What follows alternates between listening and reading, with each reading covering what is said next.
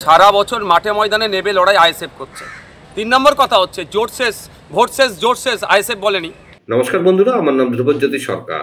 প্রাথমিক শিক্ষা পর্ষদে বিধায়ক নওশাদ সিদ্দিকী সেখান থেকে জোট নিয়ে ক্ষোভ প্রকাশ করতে দেখা গেল নওশাদ সিদ্দিকীকে। ভোট শেষ, জোট শেষ, ক্ষোভ উগড়ে দিলেন নওশাদ। শুনুন কি বললেন বিধায়ক। সুজন চক্রবর্তীকে আপনি একটা চিঠি দিয়েছিলেন এবং সেই চিঠি দেওয়ার পরে উনি বলছেন যে শুধুমাত্র যে ইলেকশনের সময় যে জোট করলে হবে না, সারা বছর একসঙ্গে থাকতে হবে, একসাথে লড়াই নামতে হবে এবং তৃণমূল বিজেপির বিরুদ্ধে বিভিন্ন আন্দোলন, সেই আন্দোলনের সঙ্গে থাকতে হবে।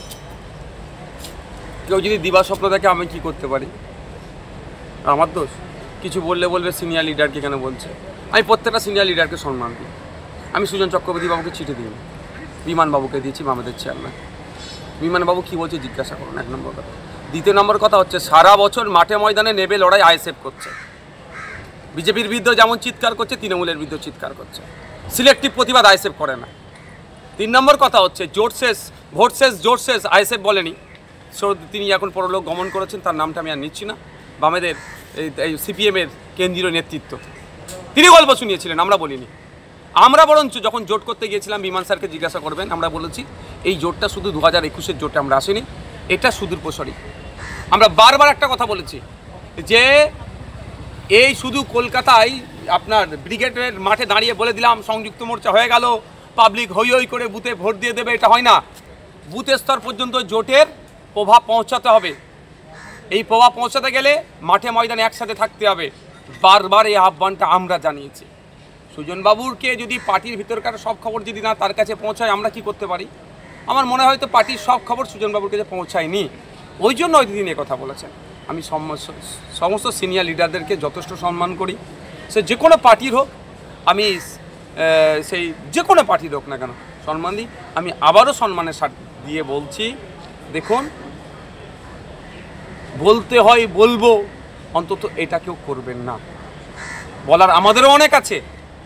বৃহত্তর স্বার্থের কথা ভেবে, বর্তমান পরিস্থিতির কথা ভেবে, মানুষকে যেভাবে তৃণমূল কংগ্রেস আর বিজেপি শোষণ করছে, জাতাকলে ফেলে, ধর্মের নামে কেউ নাগরিকত্ব দেওয়ার নামে, কেউ নাগরিকত্ব কেড়ে নেওয়ার নামে, কেউ ভোটাধিকার দেওয়ার নামে, কেউ ভোটাধিকার কেড়ে নেওয়ার নামে যেভাবে শোষণ করছে, এর হাত থেকে মানুষকে মুক্তি দিতে হবে। সেই জন্য আমরাও কিন্তু অনেক কথা চুপ করে আছি।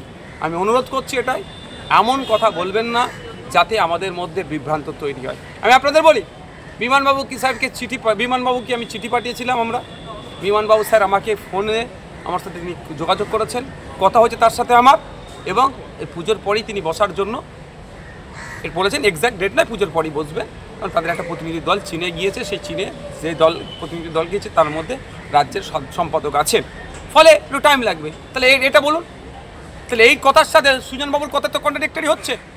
তাহলে সুজনবাবুকে আমি অনুরোধ করব যে আপনি আপনার দলের অভ্যন্তরীণ কথাটা একটু জানবেন, বলুন। তারপরে দাদা 3টের সময় একটা বৈঠক হতে চলেছে ইলেকশন কমিশনে।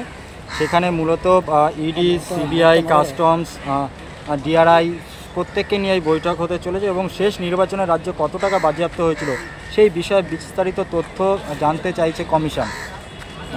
দেখুন, অনেক শুনবো, অনেক আলোচনা হবে, অনেক চর্চা হবে, কিন্তু ইসিআইকে একটা জিনিস ইনশোর করতে হবে। ইসিআইকে একটা জিনিস ইনশোর করতে হবে, নাগরিক তার ভোট নির্দ্বিধায় নির্বিঘ্নে দিতে পারবে, এটা বলতে হবে। গল্প শুনিয়ে কিচ্ছু লাভ হবে না, অফিসারদের ডেকেও কিচ্ছু লাভ হবে না। আমার ভোট যদি আমি না দিতে পারি, সুন্দরবনের প্রত্যন্ত এলাকার সন্দেশখালীর বই মাটা যদি তার ভোটটা না ইভিএম মেশিনে গিয়ে দিতে পারে, তার লাভটা কী হবে? এত ইডি ফিডি হ্যান ত্যান কাস্টম ডেকে ঘোড়ার ডিম হবে। ডাকছে ডাকুক, ফর্মালিটি বজায় করছে করুক, কিন্তু আমি আমার এটাই যে আমি আমার ভোটটা নির্বিঘ্নে নির্দ্বিধায় দেবো, এই ব্যবস্থাটা ইসিআই করুক। তাহলে তো দুধকে দুধ পানিকে পানি বাংলার মানুষ বুঝিয়ে দেবে। আমাদেরকে শোষণ করা হচ্ছে, বাংলার মানুষকে জবাব দেবে। ব্যবস্থাটা করুক, আশা করব। আর একটা যেটা জিনিস হচ্ছে, যেভাবে বুথ কেন্দ্রের 100 মিটারের মধ্যে স্টেটের কোনো ফোর্স থাকে না, গণনা কেন্দ্রেও স্টেটের কোনো ফোর্স থাকবে না, এটাও ইমপ্লিমেন্ট করা হবে।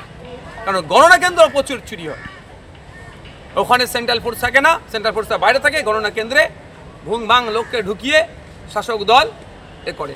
বন্ধুরা, ভিডিওটি ভালো লাগলে দয়া করে লাইক শেয়ার করে দেবেন, আমাদের পেজটা ফলো করে নেবেন, আর আপনার মতামত কমেন্ট করে অবশ্যই জানান। ধন্যবাদ।